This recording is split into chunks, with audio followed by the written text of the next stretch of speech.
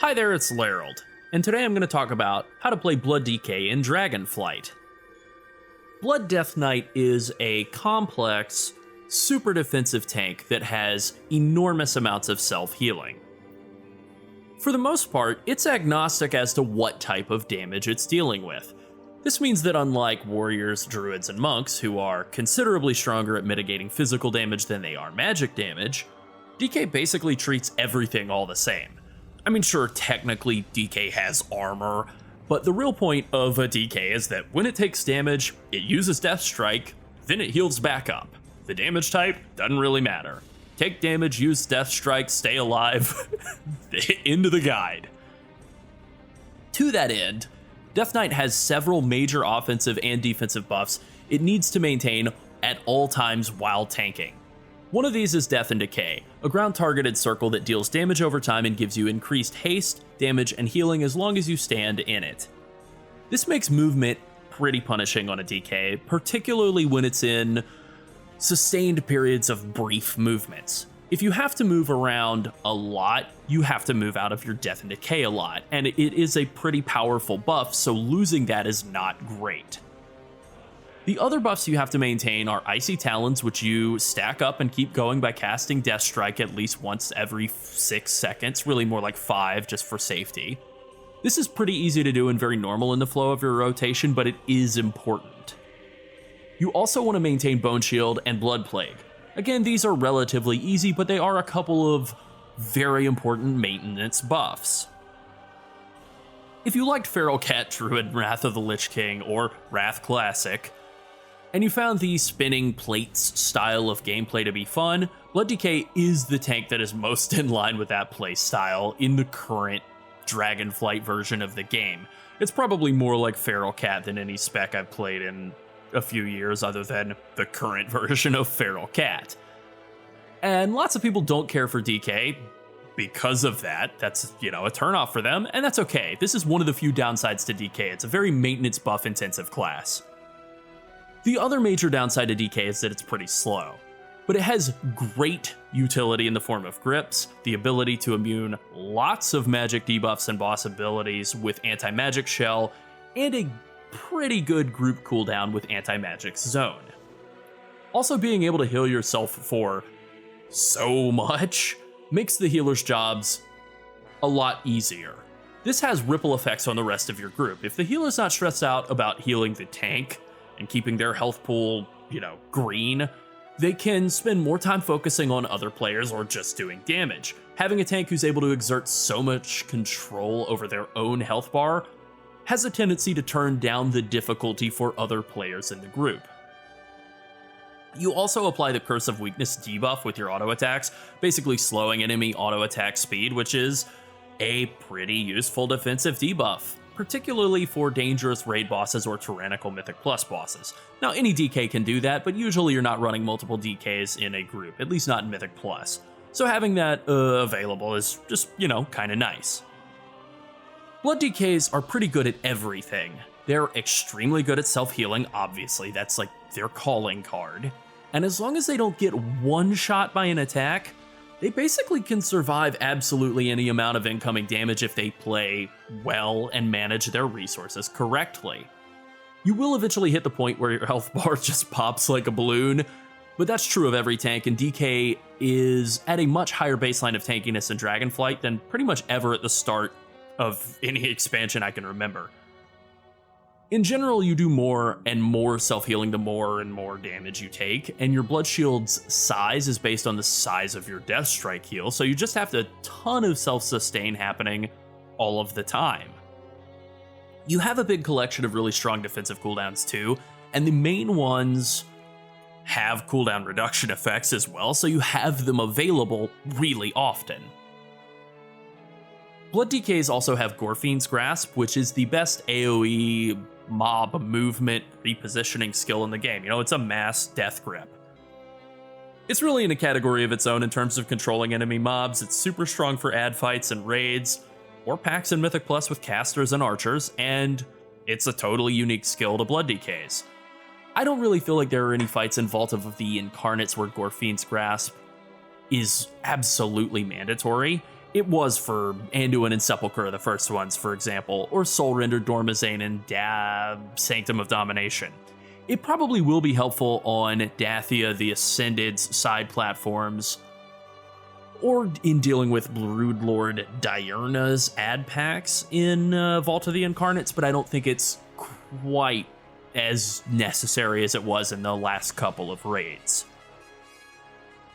DK's tier set bonuses are simple, but they add a lot of stat budget. And that ultimately leads back to doing more damage, more healing, more damage reduction, all of that. The 2-piece bonus grants you a 20% chance to restore a rune every time you consume a Bone Shield charge. If you tombstone, which would cause you to consume 5 charges at once, you guaranteed get back a rune. This is super simple, and pretty much just totally passive, but it is good. Free resource generation is always good.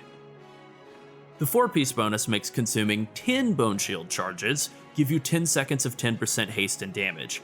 This is another really simple bonus that works very well with Tombstone, since that consumes 5 Bone Shield charges at once, and it generally provides a good increase to stat budget and damage output. These are both good bonuses. The problem with both of them is that they require consuming Bone Shield charges, which means that if you're not actively tanking, in a normal taunt swap raid boss fight, you're not getting any value out of either of them. That's not good. Still, giving a class like Blood DK more resources to use on self-healing is always really good. Everyone loves passively generating more resources and getting more of their favorite stat. And for the use case where you're taking damage and you're tanking mobs, this tier set is great. It's unfortunate that it is reliant on being hit, but that's sort of the, I guess, whatever the opposite of a silver lining is. That is the storm cloud lining to what is otherwise a pretty good tier set. Now let's talk about talents, and I have 2 main talent setups I want to look at here, one for dungeons and one for raids. Okay, right now I am looking at the Blood DK Mythic Plus build I have. I have this and a raid build. They are relatively close to each other, although there are some notable changes between the two. One of the things that I'm going for in any sort of Mythic Plus build, but especially in this one, is more utility. Things like AoE crowd controls or single target stuns, slows, more interrupts. It dispels if you have them. DK doesn't, but in that aim, I'm picking up talents like Blinding Sleet and Asphyxiate, which I wouldn't normally do, and Grip of the Dead. Having a really powerful AoE slow is useful a lot of the time in Mythic Plus, and certainly at the beginning of pulls when you're throwing Death and Decay down on a group of enemies. As you're trying to pick up threat on them, having them all be slowed to the point that they're very nearly rooted is really, really good. There really isn't that much to say over here on the left-hand tree. You have some pretty non-negotiable talents. Anti-Magic Shell, obviously. Improved Death Strike. You want Death Strike to do more healing. That's pretty obvious. 20% more stamina from Veteran of the Third War. You are trying to get down to the bottom of the tree and pick up Empower Rune Weapon, Abomination Limb. So at level 60, your talent left-hand talent tree is going to look basically like this, something along these lines, where you have 1 point in Will of the Necropolis, but not 2, and your first order of business is to come down here and finish off getting Abomination Limb, and then you have sort of 1 floating point left over that you can put wherever you like. I prefer Asphyxiate just to have that extra bit of CC utility. In the right-hand tree, your talents are going to probably look something along these lines. I believe this is about what my talent setup looks like at level 60. And one of the main goals to the tree as you're leveling up is to pick up Shattering Bone, get that fully maxed out, and then get some of these other talents that add some more damage like Bloodshot and Red Thirst. Bone Storm isn't actually that useful of a talent, in my opinion, in Mythic Plus and really anything high level, but while leveling it can be useful just for some extra pad damage. So that's something you could pick up as soon as you're able to get to it and then drop it once you actually hit max level and start tanking content that is a little more difficult. But for easy content, you know, it's easy damage, it's free AoE damage basically that doesn't do a lot defensively.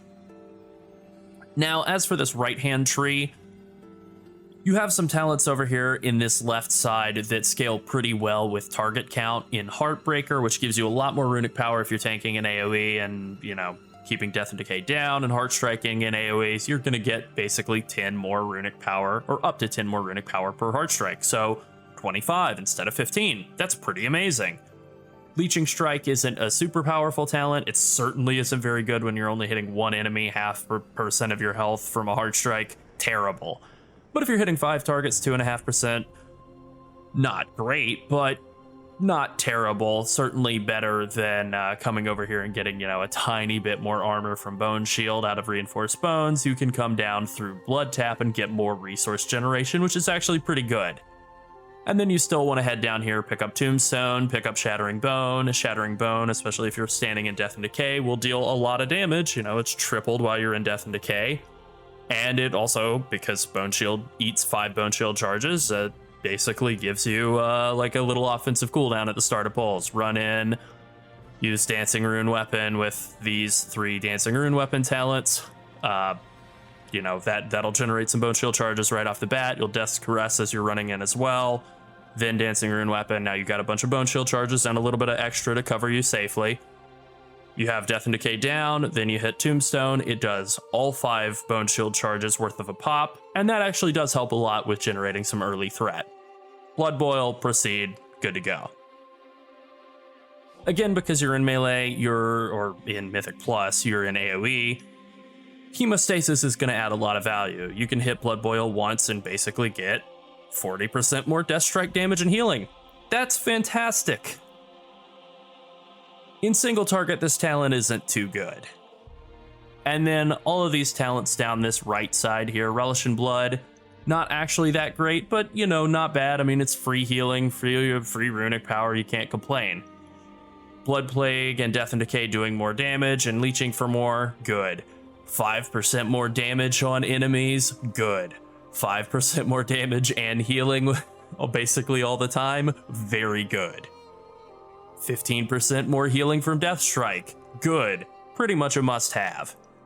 This leaves you with not a lot of talents that you would consider optional, like Improved Heart Strike. This adds a lot of damage in Mythic Plus, but you could take Improved Vampiric Blood instead if you were really feeling challenged defensively.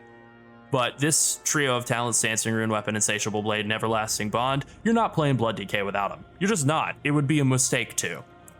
Gorefiend's Grasp isn't mandatory. It's not mandatory in any raid fights without ads, or, you know, with ads that you're not able to grip. Obviously, I mean, it's basically worthless there. And it's not mandatory in Mythic Plus, but a lot of the options that you could take instead aren't that great. You can take Red Thirst and Umbilicus Eternus. That is absolutely an option.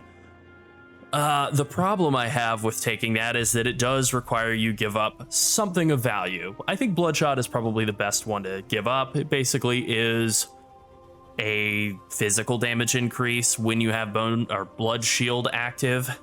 So it's up a decent amount of the time, but not permanently active, obviously. And physical damage basically just boils down to auto attacks, Heart Strike, and Death Strike. I mean, technically Marrow Rend is as well, but you don't use Marrow Rend all that often. So that's probably the main talent to give up to get Umbilicus Eternus, and Umbilicus isn't worth that much shielding. It can be really good in AoE, but I've never felt like... I mean, maybe if you're pushing at a super high level, you will actually need this to survive, but in general, I feel like it more adds extra defensive value onto a defensive cooldown, basically at the point where you're already at your tankiest. You then get more defensive value. I've always found that adding more defensive value onto defensive cooldowns has a bit of an overkill effect, and I kind of would rather just have more steady damage increase, but your mileage absolutely may vary on that one. All right, now let's swap over to the raid build and compare. You'll note that the talents over here on the left side are very similar. The only differences that I've really gone for here are that I've dropped Blinding Sleet and Asphyxiate, and I've made sure to pick up Anti-Magic Zone. I have dropped Grip of the Dead, but I picked up March of Darkness and Anti-Magic Barrier just to have a little bit more defensive consistency against big boss magic effects and basically just some free movement increase. I would like to pick up Wraith Walk, but it's a little expensive to get to. Like, I mean, ideally you could drop, let's say you dropped March of Darkness and Anti-Magic Barrier to get Wraith Walk. That's an option, but you're basically giving up mobility to get mobility. It seems a little counterintuitive, and there's not really any other talents that I would want to give up around here to get it. I'm certainly not giving up Improved Death Strike to get it. I don't really want to give up Death's Echo. Being able to stay in Death and Decay all the time is super important, and so Death's Echo is a very, very valuable talent, and I think you get more mobility out of the combo of Death's Echo and March of Darkness than you would out of getting one charge of Death's Advance and Wraith Walk anyway. Also, being able to Death Grip 2 times in quick succession and then have kind of like 30 plus seconds where you're not Death Gripping is pretty valuable. That happens quite a bit in Mythic Plus. You know, you'll Death Grip twice at the start of a pull and then not need to Death Grip for another half a minute. I would say that happens basically all the time. So this really is a talent where you're getting just every single bit of value out of this. This talent is very useful for you. Real high quality of life increase. Now, you'll note that because you're, in general, in raids, you're only fighting one or a few enemies at a time, Heartbreaker is not worth a 2-point talent investment, Leeching Strike really isn't very good, and Blood Tap, as nice as it is to have, isn't worth the investment of 1, 2, 3 talent points just to get to it.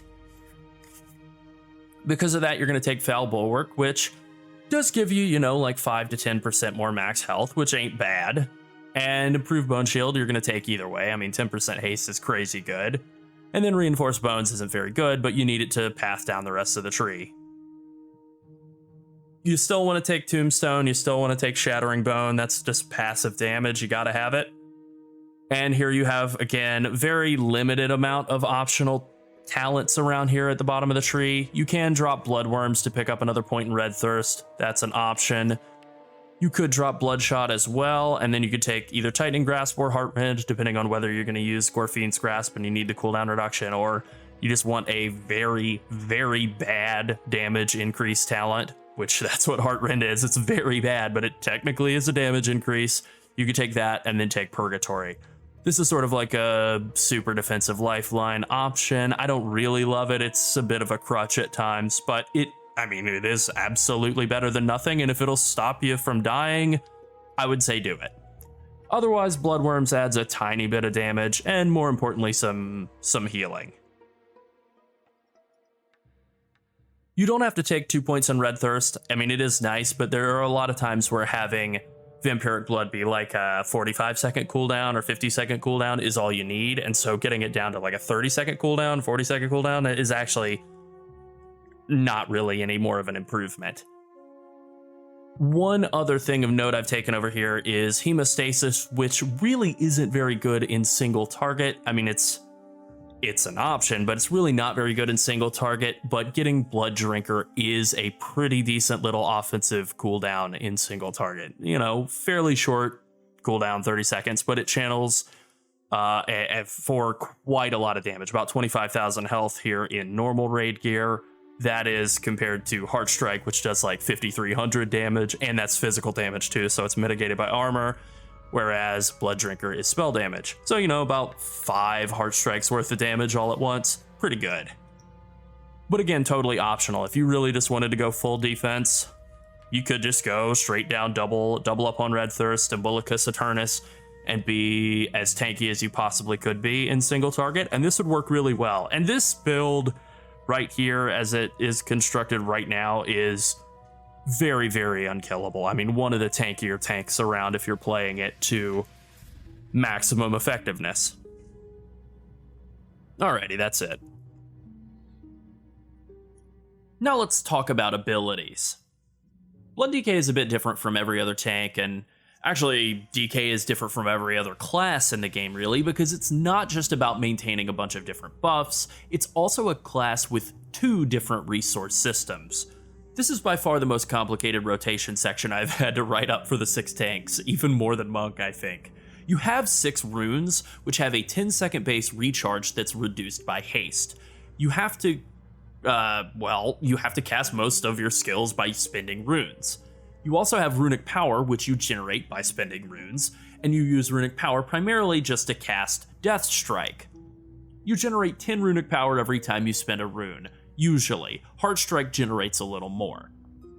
15 by default, and then potentially 15 plus 2 per target that you hit with Heartstrike if you're talented into whatever, I can't remember the name. You can only recharge 3 runes at a time, so that means if you spend 4 runes, one of those runes, the 4th one, will be waiting behind the other 3 to start its cooldown.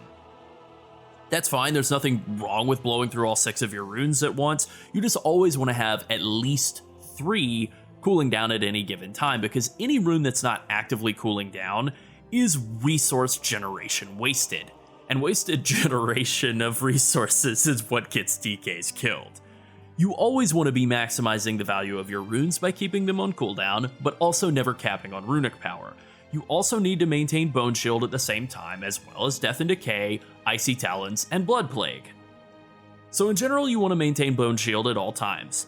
This has actually gotten easier this expansion. The maximum number of Bone Shield charges you can have is 10. In general, you want to maintain at least 5. Death's Caress has been redesigned, and that is what made it a little bit easier to deal with. It and Morrowind both generate Bone Shield charges. Morrowind generates 3 and costs 2 runes. Death's Caress generates 2 and costs 1 rune, so naturally it's more efficient. Morrowind deals substantially more damage, so most of the time it is the better option for maintaining Bone Shield, but if you're seriously strapped for runes, or for any situation where you're forced out of melee range, such as on the pole, Death's Caress can still be useful. If you have Dancing Rune Weapon active, Morrowind will hit 3 times, giving you 9 Bone Shield charges for a single cast, so you can use that to get a huge boost of Bone Shield charges, and generally just sort of maintain in between those points.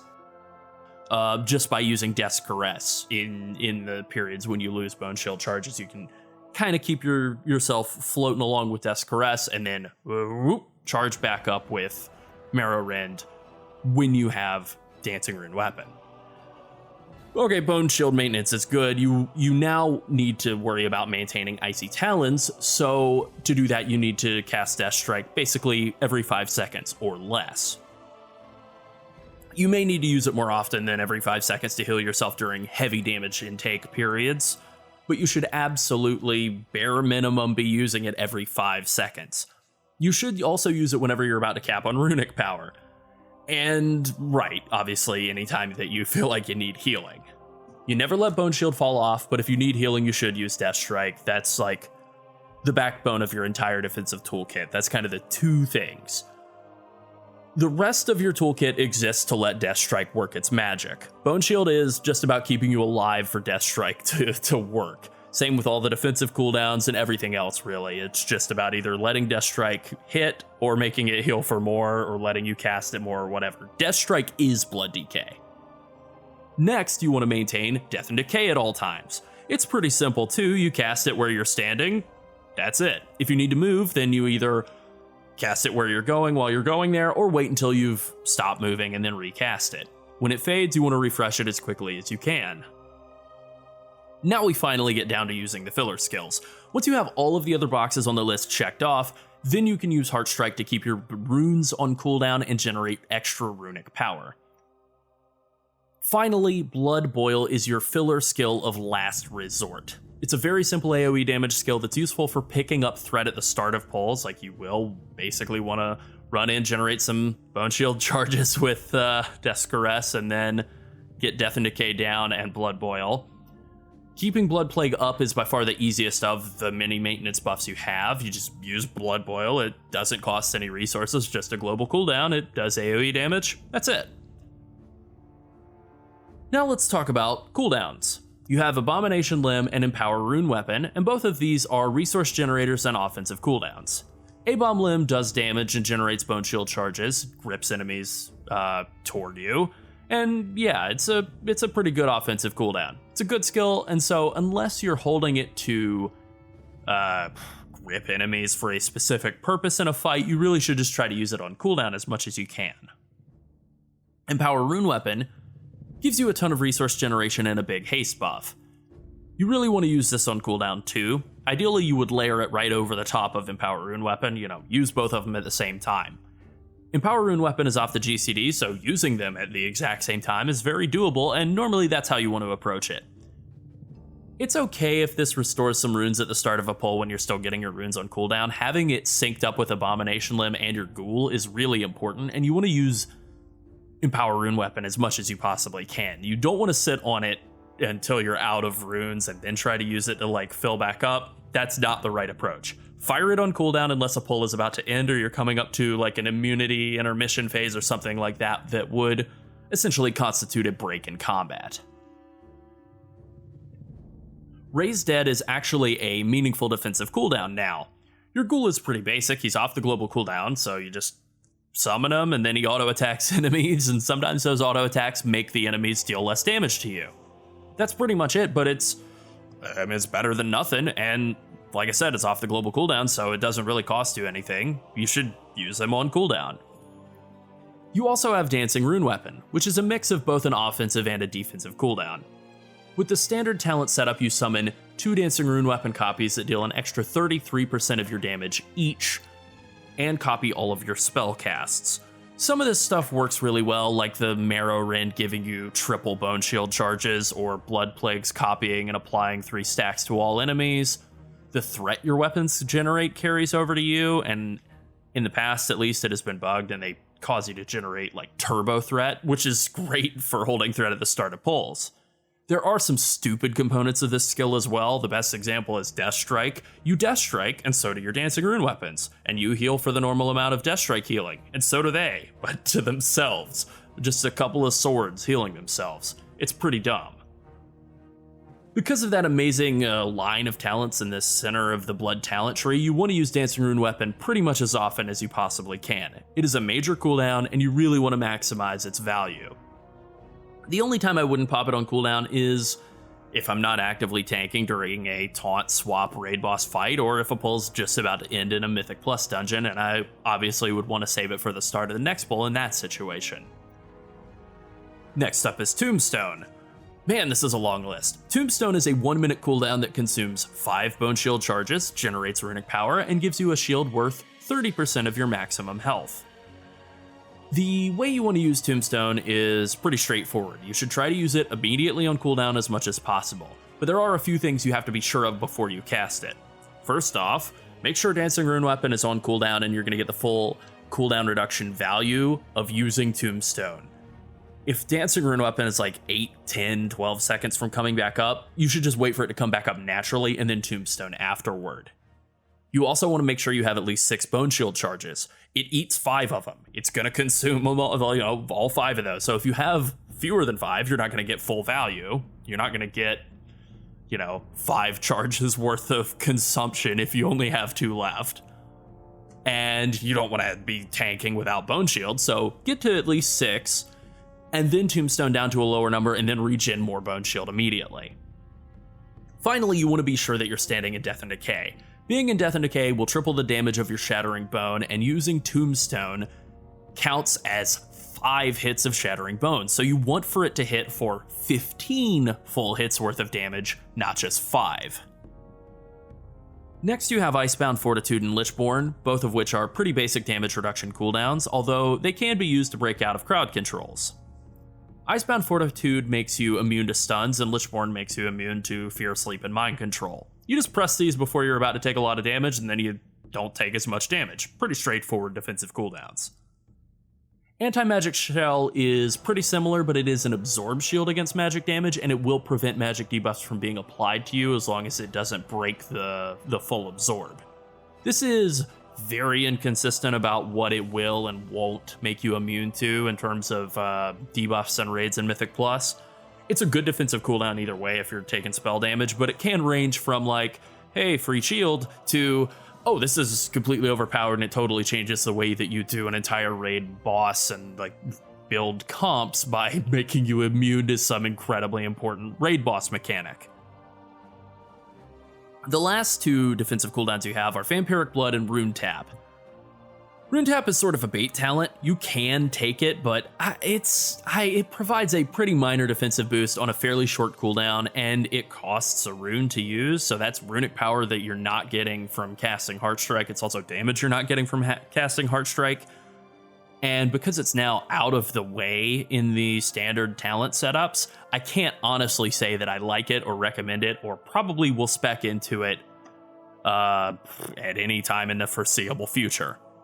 Vampiric Blood, on the other hand, is an amazing defensive cooldown. It gives you a bunch of extra health and makes you take more healing. That's great. It's super strong, and thanks to Red Thirst, the cooldown is extremely short. It's great as a proactive cooldown for making your health pool bigger to survive huge boss hits, but it's also great as a reactive cooldown when your health unexpectedly drops low, so you can Death Strike yourself back up to safety. It's just a really, really strong cooldown that's useful in every possible way. Now let's talk about how to pull on a Blood DK, and Blood DK definitely needs this section more than any other. Opening up by getting Death and Decay down is super important. If you're using Grip of the Dead, and you probably will be in Mythic Plus, this has the added effect of keeping enemies super slow. They're very nearly rooted in place by the Death and Decay. You also want to get Bone Shield charges up and running immediately, so casting Death's Caress from range, then Death and Decay immediately afterward is a good approach to pulls. After that, you want to pop your collection of cooldowns, what you have up. Dancing Rune Weapon, Abomination Limb, Raise Ghoul, and Empower Rune Weapon, all of those, any of those that you have available, you'll want to hit. Then you want to Blood Boil to tag all the enemies in the pack and establish threat. If you have enough Bone Shield charges to justify it, you would then Tombstone to get it on cooldown, then regenerate more Bone Shield charges, then start using Death Strike, Heart Strike, and so on, and proceed in your main rotation from there. In terms of stats, Death Knights want to enchant and gem for haste. Your secondary stats after that are going to be dependent on the rest of your gear, and honestly I wouldn't really worry about it. Strength is the most important stat to DKs, so whenever possible, you want to maximize your item level. Then if you're comparing items that are at the same item level, haste is the best, and the rest are, the rest. Alright, that's it. Thanks for watching. Bye.